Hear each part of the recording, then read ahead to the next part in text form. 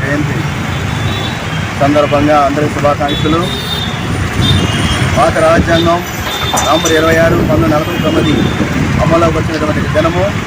ఆ రోజు నుంచి ఈనాటి వరకు కూడా పాలకులు రాజ్యాంగాన్ని మీద గౌరవం లేకుండా రాజ్యాంగ ఇష్టానుసారంగా వాళ్ళ వ్యక్తిగత ఆస్తిగా దాన్ని ఉపయోగించుకుంటూ కొన్ని వర్గాలకు మాత్రమే న్యాయం చేస్తూ రాజ్యాంగం అంటే మాకెంతో విలువైనట్టుగా చెప్పుకుంటూ వస్తూ ఉన్నారు. ఇప్పటికీ ఈ యొక్క భారతదేశంలో సమన్యాయం అనేది లేదని చెప్పేసి మనం చెప్పుకోవాలి. చాలా వర్గాలు అట్టడికి వర్గాలను కూడా ఆర్థికంగా ఎదగకుండా, సామాజికంగా, రాజకీయంగా ఎదగకుండా ఇప్పటికి వెనకబడి ఉన్నారని చెప్పేసి మనం చెప్పుకోవచ్చు. ఎందుకంటే చదువులు ఇచ్చినా కానీ చాలామంది సామాజిక వర్గాలు అన్ని కూడా వెనకబడిపోయి ఉన్నాయి. చదువు లేకపోవడం వల్ల యువతని సమాజంలో ఆర్థికంగా వాళ్ళు ఎదగలేరు.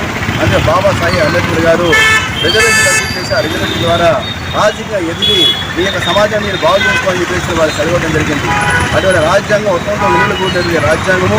ఇటువంటి రాజ్యాంగాన్ని వాటిని ఒక్కరి భాష చెప్తూ రాజ్యాంగ విలువలను గౌరవించకుండా రాజ్యాంగాన్ని అపహాస్యం చేస్తూ ఈరోజు రాజకీయ నాయకులు పరిపాలన ఒక్కరి భాషగా చెప్తూ తప్పుదారులు నడిపిస్తూ ఈ సమాజాన్ని ఎదగలేకుండా అడ్డుపడుతున్న విషయం మనం కూడా గమనించాలి. కాబట్టి భారత రాజ్యాంగం ఏ యొక్క పాలకులు గౌరవిస్తారో ఆ దేశం తప్పనిసరిగా అన్ని సామాజిక వర్గాలు న్యాయం జరుగుతుందని చెప్పేసి మేము బలంగా నమ్ముతా ఉన్నాం. మాకు సక్రమైనటువంటి న్యాయం చేయలేదనేటువంటి ఆలోచనతో ఈయన మాకు బలంగా మమ్మల్ని ఆదరిస్తాడని మమ్మల్ని జాతి నమ్మకంతో నేనుగా మా నాగరికి చెప్పాలని నేను కాంగ్రెస్ నేను ఖచ్చితంగా జగన్మోహన్ రెడ్డి గారికి తీసుకొని ఈ దేవదేవాన్ని పెట్టి మెడమైన కాలేజ్ పెట్టేశాడు.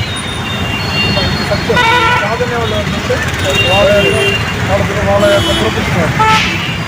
నేను నా నిర్ణయం ఏంటంటే కనీసం నేను ఎన్ని ఓట్లు నాకు వస్తే తెలియదు కానీ ఇండిపెండెంట్గా గుంటూరు 1లో నేను ఈ సాధారణ ఎన్నికల్లో మాజీ సభ్యులుగా పోటీ చేయడానికి అభ్యర్థిగా నేను నిర్ణయించుకున్నాను. ఆ నిర్ణయం